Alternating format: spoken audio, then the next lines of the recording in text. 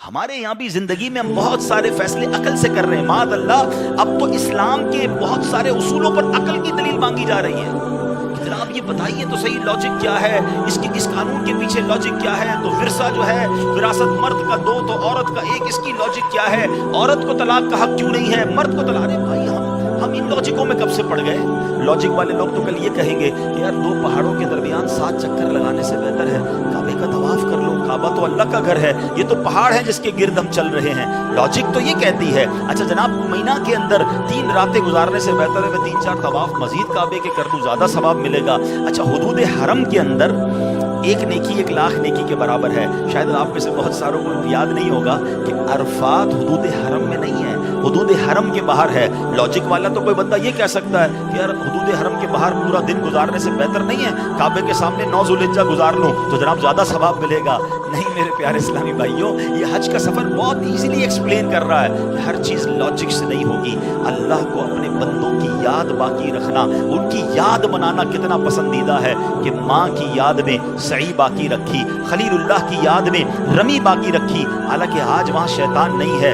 نبی پاک نے عرفات میں 9 ذوالحجہ گزارا، سارے حاجیوں کا وہاں جانا ضروری۔ میرے آقا نے منی کی راتیں منی میں گزاری، ان کی وہاں راتیں گزارنا سنت۔ تو یہ سب باتیں بتا رہی ہیں کہ اگر جو لوگ یہ کہتے ہیں کہ اولیاء اللہ کی یاد نہ مناؤ، اللہ والوں کی بار بار یاد کیوں مناتے ہو، ہر سال ان کا دن کیوں مناتے ہو، تو میرا سوال ان سے یہ ہے کہ پھر حج کیسے کرو گے؟ حج تو ہے ہی اللہ کی یاد، اللہ والوں کی یاد میں انہی کی اداؤں کو ادا کرنا ہے۔ کیا سعی کرنے والا بی بی ہاجرہ کی یاد دل سے نکال سکتا ہے؟ کیا رمی کرنے والا خلیل اللہ کی یاد دل سے نکال سکتا ہے؟ ارے یہ کیا اسی لیے گیا کہ سب کو یاد آئے کہ میرے خلیل نے کیا کیا، اس کی زوجہ نے کیا کیا، اس خاندان نے کیسی قربانیاں دی۔ آج بکرا کاٹتے ہیں، گائیں کاٹتے ہیں، بوٹیاں بھی ہم کھا جاتے ہیں، لیکن جناب اس قربانی کو تو یاد کریں کہ ادھر تو بچہ ذبح کرنے کا حکم تھا اور خلیل اللہ کی اس یاد کو آج ہم یاد کر رہے ہیں۔ تو سبحان اللہ، یہ تمام باتیں ہمیں بتا رہی ہیں کہ اگر آج بھی کوئی اولیاء کرام کا، صحابہ کرام کا، سرکار دو عالم علیہ الصلوۃ والسلام کی یاد میں کوئی دن مناتے ہیں، کوئی پروگرام کرتے ہیں، ان کا ذکر کرتے ہیں، تو اس میں کوئی قباحت نہیں۔ یہ حج پورا ہے ہی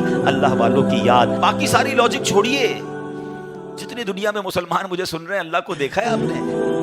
نہیں دیکھا ہے۔ ہم تو غیب پر ایمان لائے، اللہ ایک ہے۔ جب اتنی بڑی بات مان لی، ہم نے تو نبی پاک سے ملاقات نہیں کی صلی اللہ تعالیٰ علیہ وسلم، مگر ہمیں معلوم ہے میرے آقا تشریف لائے، آخری نبی ہیں۔ ہم نے تو جبریل امین کو قرآن لاتے ہوئے نہیں دیکھا، ہم مانتے قرآن رب کا کلام ہے، جبریل امین لائے نبی پاک کے قلب اقدس پر، اور جناب لا ریب کتاب ہے۔ ہم نے قیامت نہیں دیکھی ہے، ہم مانتے، ہمارا ایمان ہے، ایمان نہ ہو تو ایمان کمپلیٹ نہیں ہوتا کہ قیامت آنے والی ہے۔ ہم نے کبھی قبر کے اندر کسی کو عذاب اور جزا دیتے ہوئے نہیں دیکھا، مگر ہمارا ایمان ہے کہ قبر میں یا تو عذاب ہوتا ہے یا جنت کا باغ بنتی ہے۔ اتنی ساری پردے والی، غیب والی بیسکس ماننے کے بعد آج میرے اور آپ کے دلوں میں سوئی چبوئی جا رہی ہے کہ پوچھو جناب اسلام کا یہ قانون کیوں ہے، اس کے پیچھے لاجک کیا ہے؟ یہ سمجھنا ہے میرے نوجوانوں اور میرے بچوں کو کہ ہمیں اپنے ٹریک سے ہٹایا جا رہا ہے۔ ہم مومن ہیں، ایمان والے، ہم غیب پر ایمان لائے ہیں، اور ہمارا کام لبیک کہنا ہے، ہمارا کام ایمان لانا ہے۔ آمنت باللہ و ملائکتہ و کتبہ و رسلہ، پورا ہمارا فارمیٹ یاد کیا ہوا ہے کہ ہم تو غیب پر ایمان لانے والے ہیں، ہم نے قیامت پر ایمان لائے، ہم نبی پاک پر ایمان لائے، آسمانی کتابوں پر ایمان لائے۔ آج جناب کوسچنز کریٹ کیے جا رہے ہیں اور لوگ کنفیوز بھی ہو جاتے ہیں کیونکہ سب کو سننا ہے۔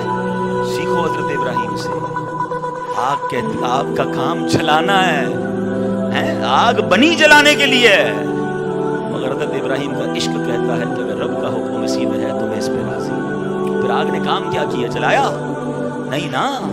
ایک اور شعر سنو، شاعر مشرق نے کیا کمال کی بات کی، اگر آج بھی ہو ابراہیم سا ایمان پیدا۔ ایکچولی یہی کمی ہے، لیول آف ایمان ڈسٹرب ہو گیا ہے۔ اگر آج بھی ہو ابراہیم سا ایمان پیدا، آگ کر سکتی ہے انداز گلستان پیدا۔ آج بھی آگ باغ بنے گی، مگر ایمان تو لاؤ نا۔ وہ کہتے ہیں نا اگر آج بھی وہ فضائے بدر پیدا کر دی جائے تو آج بھی فرشتوں کی فوج مدد